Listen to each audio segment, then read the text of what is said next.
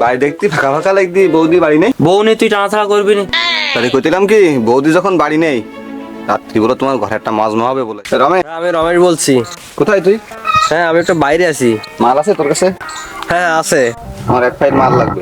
দাম কিন্তু 5,000 টাকা, ওর কমে হবে না। কি? ও তাড়াতাড়ি তুই নিয়ে আয়, নিয়ে আসলে আমি টাকা দিয়ে দিচ্ছি এখান থেকে। তুই টাকা রেডি থাকিস, আমি বিকালে মাল নিয়ে আসি। স্যার কোথায়? রমেশ তো না আসলে না তো। এতবার ফোন দিচ্ছি, ফোনটাও তো বন্ধ করে রাখিস। কোন যে আসবে বাজে কড়া।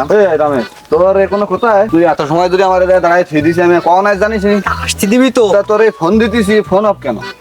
তুই একদিন তুই ফোনটা রাখিস অফ করি। তোর কাছে কতবার ফোন দিছি আরে আমি। ফোন তো চাপ লেগে অফ হয়ে গেছে, ও থাক, বাদ দে। আমি তো চলে আইছি এখন। তুই জিনিস তুই বুঝি নে।